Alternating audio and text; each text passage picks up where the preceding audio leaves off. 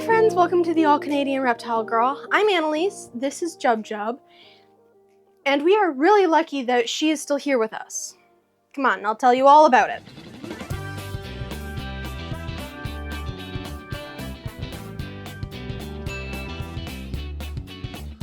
So, yeah, we almost lost Jub-Jub. This is Jub-Jub, by the way. She is an Argentine black and white Tegu. And you may have seen my community post about Jub's post-surgery a while back, but I haven't really covered off exactly what happened. Unless you are one of my patrons. They've been in the loop throughout this wild and unusual and stressful journey. We just actually had the final vet visit to get stitches out earlier this week, and I can finally share everything that's happened. Because you've been through a lot, little lady. Yeah, you're a good girl. I love you. So this all started back in March when Jub-Jub developed a prolapse, and it has been a roller coaster ever since. So what I'm going to do to convey this whole story to you is talk with you here in the studio where I am today, my today, not your today, though also in your today, hi from here. And I'll intercut that with some footage from the Patreon updates I filmed as we were going through this months-long emotional upheaval, and some insight and information directly from our vet, Dr. Sean Tucker, from my interview with him on Monday after her final appointment. So yeah, we'll kind of be jumping around a bit, bit of a hodgepodge of clips, but we'll get the whole story out, and yeah. Okay, let's jump into our Wayback Machine to March. Hi friends, I'm making this quick video here to say that sadly I need to postpone the live stream that would have been taking place tomorrow evening, Friday, March 22nd, because I now have two semi-emergency vet visits scheduled for tomorrow. One is my cat Beckett. There's blood in her urine, and the second is because Jub-Jub, my black and white Argentine Tegu, has prolapsed and it's not going in or staying in there, so we need to take her to the vet as well.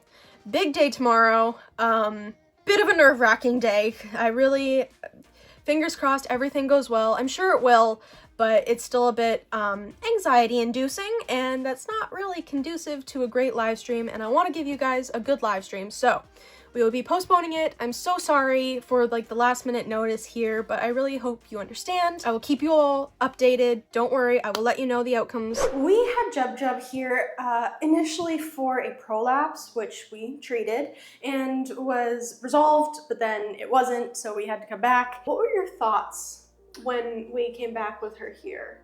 So the weird thing is, I mean, the presenting complaint back in the spring was that she had a prolapse, and we thought, well, she looks like she may be constipated. Mm-hmm. We did an x-ray. At that time, there was nothing that we saw there. So obviously we had to do the surgery and put the prolapse back into place, and she seemed to do fine. Hi everyone, just thought I'd give you an update. It is the next day, and Jubs is still recovering from the medication. This is normal. She's still gonna be sleepy and lethargic, probably until tonight. She's doing good.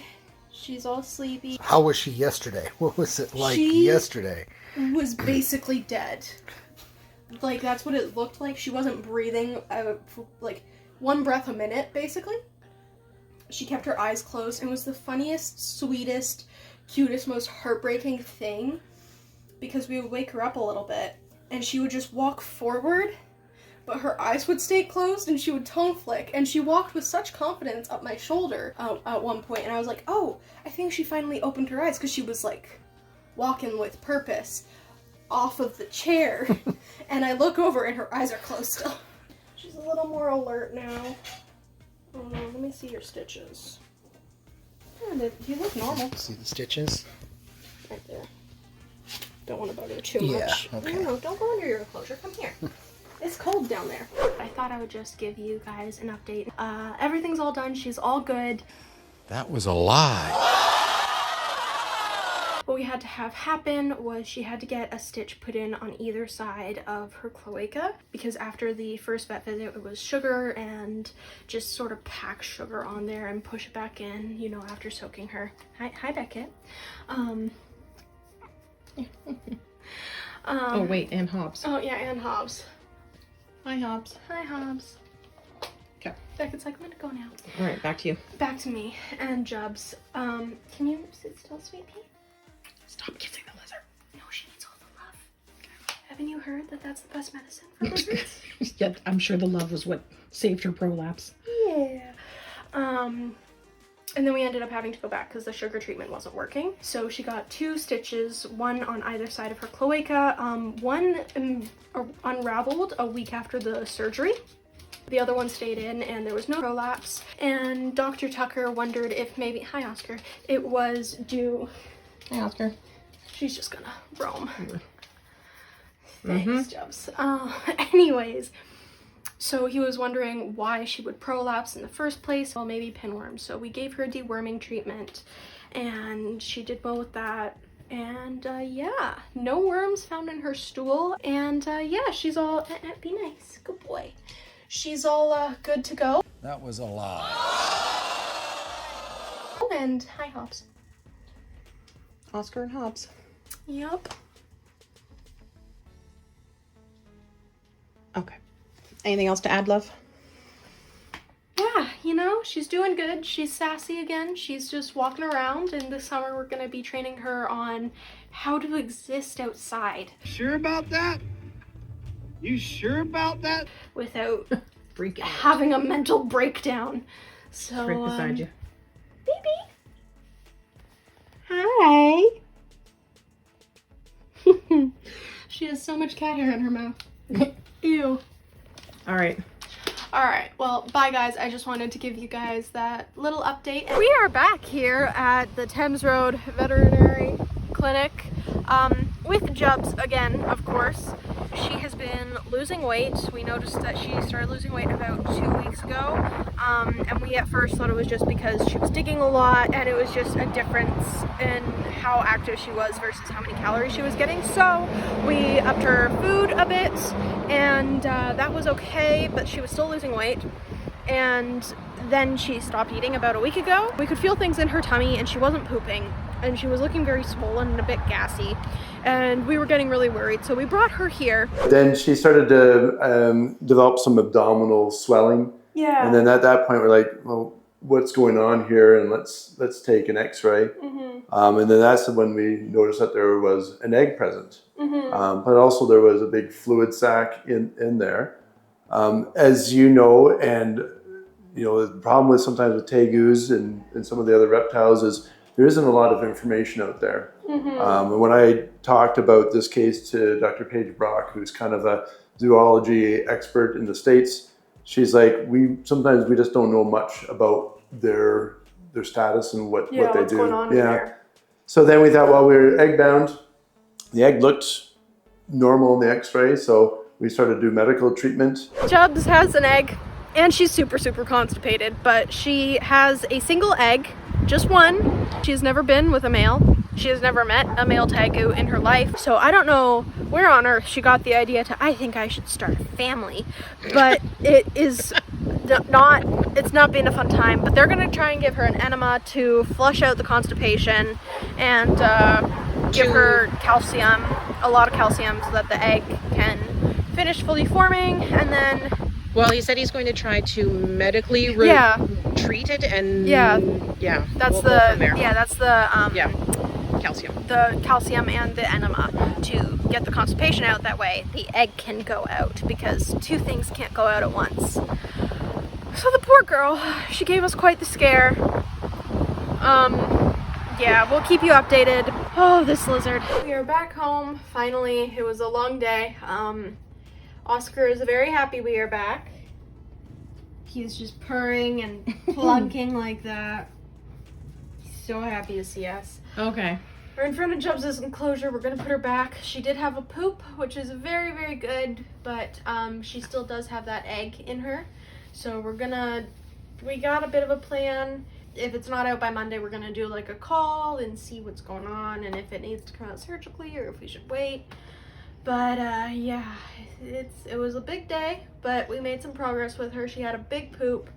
Dr. Tucker said she's probably got about 1 more big poop left in her. But yeah, we're gonna put her back home. I'm sure she will be happy to go to bed. Can you stop smelling me like everywhere, weirdo? So Thanks, dude. Dr. Tucker also gave her oxytocin, which was meant to help the body push the egg out. She didn't recognize where you were finally. She's like, let me out. She's like, wait, I know where oh, that's claws in my toes. Thanks, dude. So they gave her a shot of oxytocin there, and he gave her an enema as well, which hence the poop. And Hi, baby. yeah. Lift your head up, honey. Chubbs is like, you guys suck. I'm sorry, honey. Oscar. Oh, yeah, Oscar. He's like, I'm the star. Focus on me. Anyway, so we have oxytocin shot to give her tomorrow and possibly Sunday. And if she does not pass the egg by Monday, then we're looking at next steps. And she also has anti-inflammatories to take because her butt area is very inflamed. Because she's been straining. Because she's been so straining. much to try and get both things out at the same time, which is not the way things should go. And then she has not exactly a laxative, but like a stool softener type thing. Yeah. To take as well for the next 7 days to help. So that's the update. Yeah. We'll let you guys know, obviously, if the egg does come out, because it's odd. Dr. Tucker said he contacted a few other. He contacted a few other of his colleagues to see if they had been in similar situations, and the biggest thing is that we don't know how long, whereabouts she is in the egg development. It is odd that she only grew one. Anyway, we're home. Let me see Jubs. She's like, no, my nose scritches. Yeah. And Oscar's happy. He's like, me. Yes. Annaliese is. Why did you decide to be a mom? Yeah. Annaliese is. You were not rather financially set up. Exhausted. Yeah. Yeah. And so we'll say goodbye. Hi, baby. Oh, good yawn. Yeah, let's not bite things, please. Let's go home then. She's like, I don't want to go home. That would be the appetite stimulation. Yeah, probably. Oh yeah, that's true Oscar, too. no. No, we don't want to sit on our heat lamp? No, she's like, just leave me alone. I need to go have a nap. Okay, you go have a nap. You go, girl. It is now Tuesday, and she has not passed the egg or another poop. And we can still, like, both are a very physical mass in there. And if you look on this side, the camera's picking it up well, you can literally see the egg right there. You can see it's right there, and you can, there's the divots there. So she's got the egg on this side, and the poop is backed up on this side. And, it's very nerve-wracking. She's going in for surgery tomorrow. We had a call consultation with Dr. Tucker, and we were like, okay, well, this is gonna have to happen, so we're doing the surgery to get the egg out. Which is a bit nerve-wracking, because there's a lot of risks with putting any animal under for surgery, but even for humans, but you can do stuff to mitigate those, but anesthetic and reptiles can sometimes interact weirdly, just because they have such a different system than we do. So it's a bit nerve-wracking, but yeah. Dr. Tucker has never seen this before, and he called around to some vets when we were there last to see if anyone had seen this, of course, and if they could lend any advice. But none of his vet friends had seen anything like this. And from what I've read on the internet, like I said, this has not happened ever. Especially since it's also just one egg. Just one. That is not the number of eggs Tegus usually have. So she's lost a ton of weight. Can you touch, can see this, her spine's right here. Like her spine, I can set my finger completely into the divot of her spine. Yeah. She's very skinny compared to how she usually is. Yeah. And the concerns are if there's weight loss and loss of appetite is number one, which she has. And then lethargy is number two, and she is definitely more lethargic. And the third concern would be sunken eyes. Now, she does not have sunken eyes yet. If she did, that would mean we are in a critical state of emergency. But we're okay right now that way. But she's set to go in tomorrow at noon for surgery to get the egg out. We don't really want to go into surgical removal of the eggs if we could do medical management, which we did. And then, but eventually we got to a point that we had to do surgery. We said, well, we have to do something because she started to become more and more incredibly skinny. Yeah. So we did the surgery, and turns out there was a massive mass in the abdomen. The interesting thing in that surgery is that the blood vessels there was only one area where I had to tie off the blood vessels, and with severe inflammation, which I didn't realize as well, those blood vessels can sometimes just kind of disappear. So it's basically attached to one blood vessel. And I don't know if you remember when I talked to you at the time of the surgery, I said, the prognosis is guarded. We don't know what's going to happen here. What was your thought process when you opened her up and you saw what was going on for the first time? So it's probably, I would say, in surgical difficulty, probably the third scariest surgery I've had to do, because you don't know what's what. And I had this big sack of fluid, which was probably the size of half a balloon fill. And I'm trying to find out where major arteries are. One of from the ovary is very close to something called the vena cava, which if I touch that, she dies. And she bleeds to death. So a very nerve-wracking surgery for sure.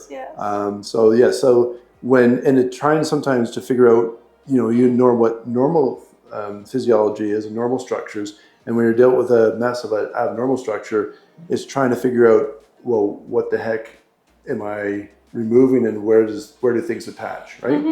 So it's a very scary surgery in terms of not, when you see it, like, how am I going to deal with this? But you just take your same surgical principles and you just try and figure things out and go follow along. I am smiling right now, and you might construe that to mean that Jubs is okay, and you should, because she is, as of right now.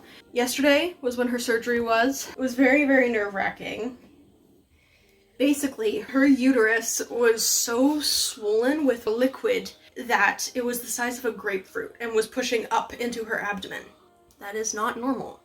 This has Dr. Tucker and all of the vet people he talked to, no idea what's going on, why this is happening. There was a mass on the underside of her uterus, and don't know what it is, don't know if it was follicles, don't know if it's cancer. So we sent off a biopsy. That was sent off yesterday, and so we'll be getting a result in the next week.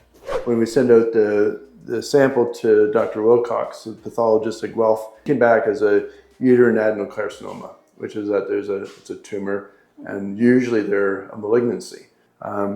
He even said, and I quote, "I have absolutely no idea what is going on here in terms of how this is going to resolve." Dr. Tucker did have a theory that this might be why she prolapsed. He's wondering if her uterus was fluid-filled then, not to the extent it is now, or was now, obviously, but that pressure was starting, and that's why she was straining so much, because we didn't find any parasites or anything like that. So those two things might be connected. Hopefully this is the end of it. This is all there is. But she'll never be a mom.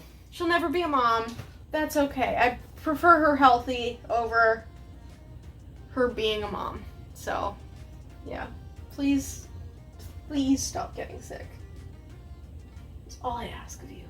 I love you.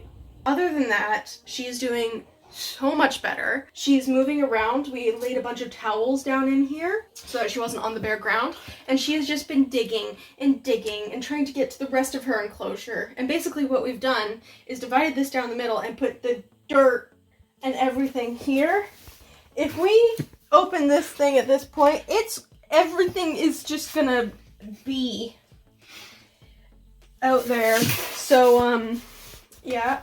But she's got towels and some sweaters and stuff on the ground, and she has completely rearranged them. She's been digging against this thing, she's been digging against the walls, she's drank lots of water. And this next one might sound a bit odd as to why I'm so excited, but I will explain. She bit me, and I'm really excited about that because it means that she's hungry.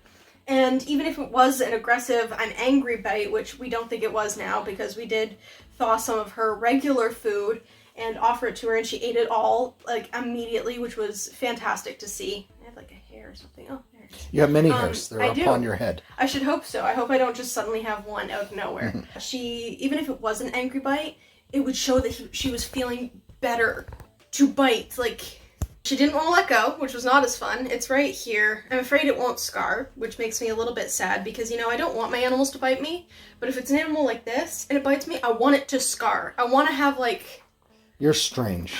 That's a weird thing. I am certain I'm not alone in this sentiment in the reptile community, okay? Okay, alright, fine. Anyways, I doubt it'll scar. If it does, that would be cool, but I don't think it will. She has peed. But other than that, we're still waiting on a poop. Dr. Tucker said that part of her reproductive tract was just sort of gone. The uterus was thin, like paper thin. The muscles were gone. It looked really weird. It was degraded. We'll post pictures of like what the egg looks like, because that is not what an egg should look like. But other than that, everything else in her that he was looking at looked great. Her intestinal tract looks good, her bladder looks good, everything else looks good. It was just her uterus was the size of a grapefruit. I was not expecting it to be that dark in color, and Dr. Tucker was like, when he opened her up, called us in the middle of surgery when he first opened her up and saw that, and he was like, look, this is not good. I am not optimistic. And we were like, look, if you think that if you do the surgery and it's looking like her quality of life is not going to be good, or how, yeah, we fixed it this time, but in 2 months' time she's going to be dying, then you can euthanize her. You don't need to consult us. We trust you to make that decision.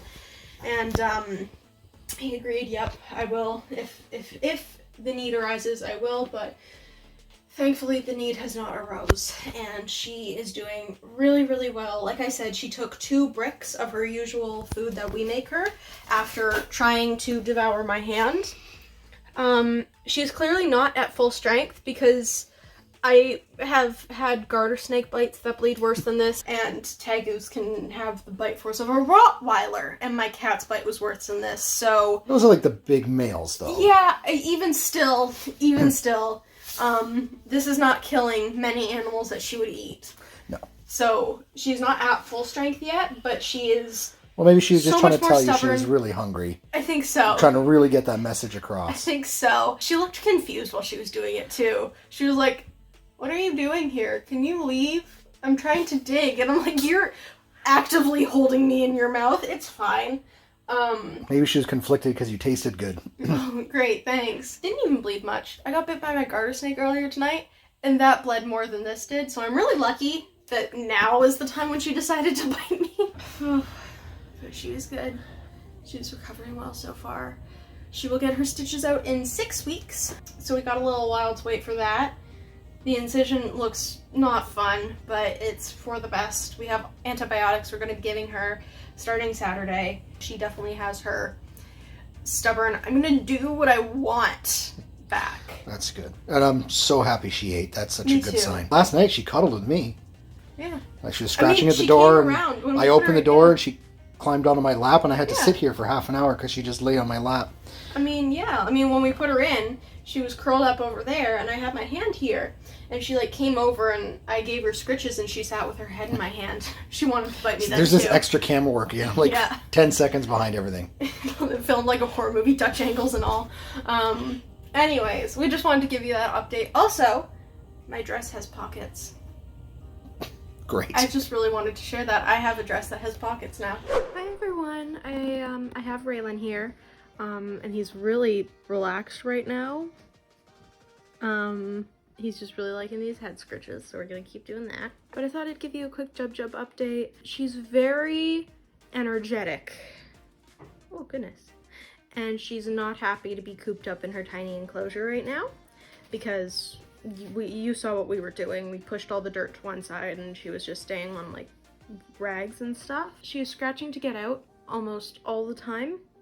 She is very food aggressive now, and we have had to re-tap train her because she was a very gentle eater before. She's very done with being cooped up, and she has put on a bit of weight. She's looking better and better every day. 500 grams? Yeah, she's put on, yeah.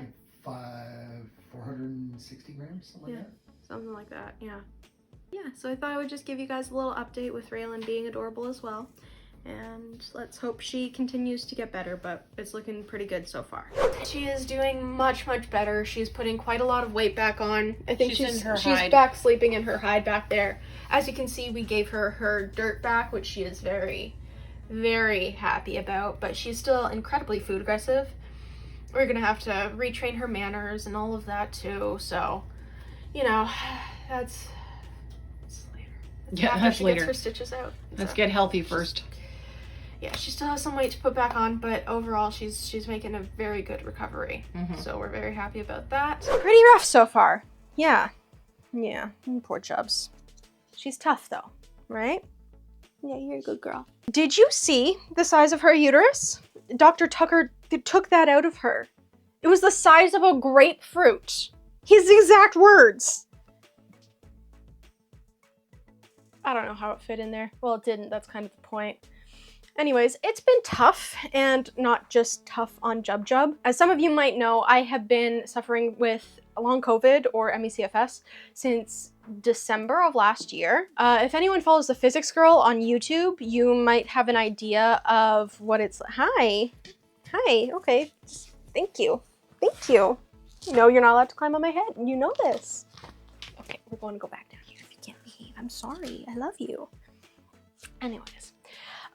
If any of you follow the Physics Girl on YouTube, you might have an idea of what that's like, or if you have this in your life. I'm so sorry if you do. It is not at all fun. Thankfully, my condition is not as severe as Diana's, but it's been rough and has drastically changed how I do a lot of things, how I live my life, frankly. The biggest challenge is post-exertion fatigue. This is basically a physical crash that occurs from exertion, and not necessarily physical exertion, though that is definitely a trigger too, but can also be triggered by mental, social, and emotional exertion. You know, like the emotional and social exertion of facing the potential death of one of my best friends. That's you, Jubs, I'm talking about you. So, that's caused a pretty big crash when Jubs' condition worsened after my trip to the States for my sister's PhD ceremony and the visit to Reach Out Reptiles in May, which was awesome. And I'm very proud of my sister too, but also very exerty.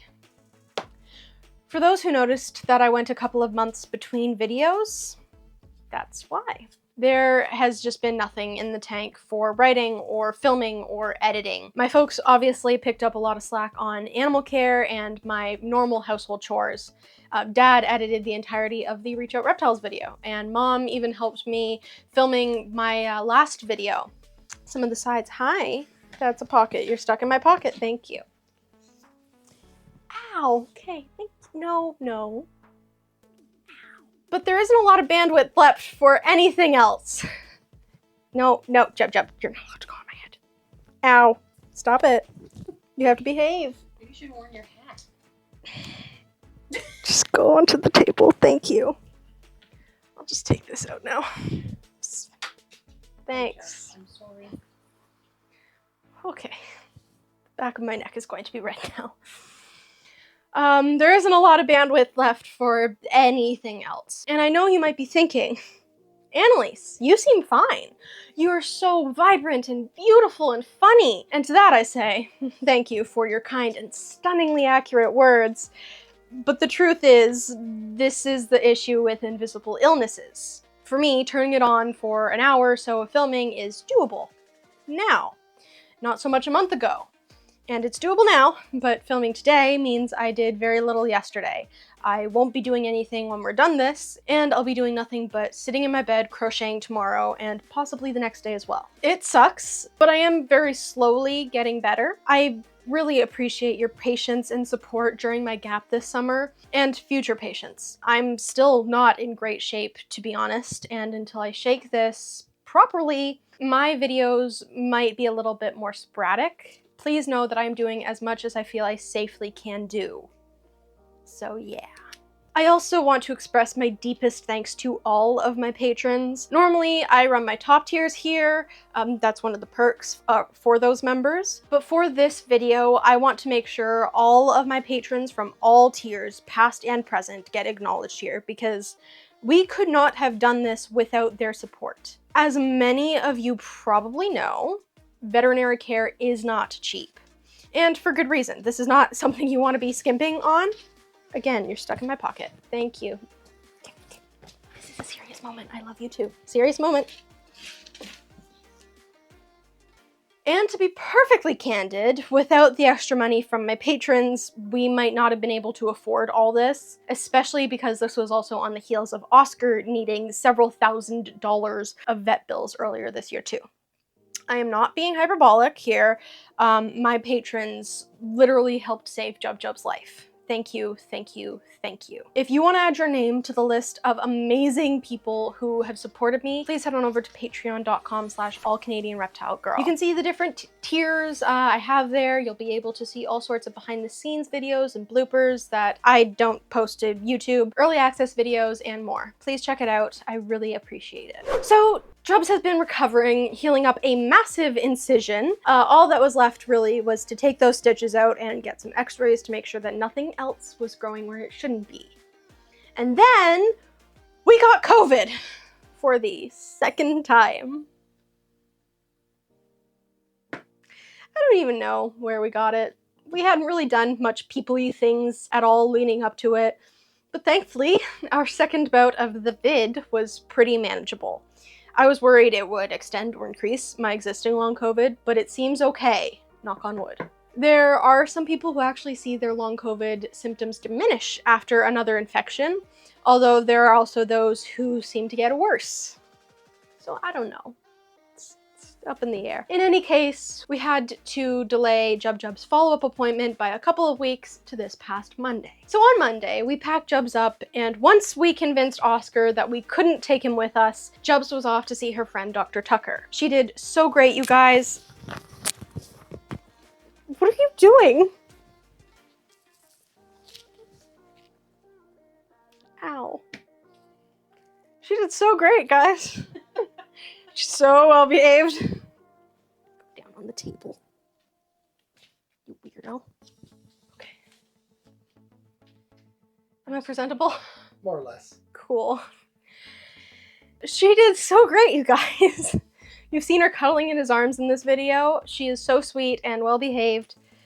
Now, for the most part, she needs some retraining, and we're getting her there. She is improved by leaps and bounds already. The stitches were removed, x-rays were done, Dr. Tucker examined just a bit of a skin issue she's picked up, just to treat her with betadine, basically. It's a bit of scale rot from being in a bare enclosure with just a fogger providing humidity for weeks due to the incision needing to heal. And, well, I'll let him tell us what's what. Now that we have given her her x-ray, taken out her stitches, what is the prognosis for her now moving forward? That's a great question. And again, according to Dr. Paige Brock and other people that I've spoken to, they said, we don't know.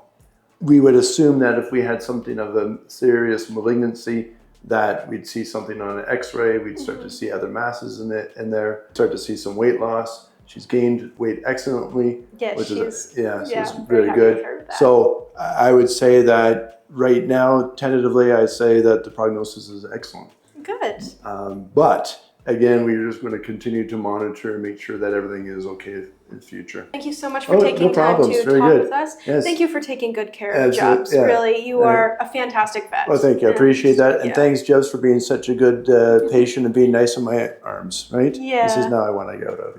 Yeah, she's like, okay, I heard the no. I heard that we're done. Yeah, I'm going to go now, okay, thanks. Very good. Excellent. So there you go. Jub-Jub has a great prognosis. We almost lost her, but thanks to Dr. Tucker, his team, his colleagues that provided insight and advice, even though it was mostly, never heard of that. Good luck though, tell me what happens. And the support of my patrons and Jub-Jub's innate stubbornness, she is now in good shape. I'm so happy and relieved. Dr. Tucker, I cannot thank you enough for all you've done. I'm so thankful to have an exotic vet that I can trust and that shows so much care, understanding, and empathy, not just to my pet, but to me and my family as we went through this very difficult time. You and your team are absolutely amazing. Thank you. So that's it for today. I hope that you are as relieved as I am that Jubs is, well, I hope that you are as relieved as I am that Jub-Jub will continue to be the most loved and well-behaved Tegu on the internet, though she's not really at this exact moment, but we'll get her back there. The behave part, she is still the most loved Tegu on the internet, let's be clear here. Thank you to all of you for watching. Please like this video, she is very heavy and sharp. Please subscribe if you aren't already. And remember to, until next time, to nurture all nature and go hug your scale babies and maybe make an emergency vet fund. Okay, bye.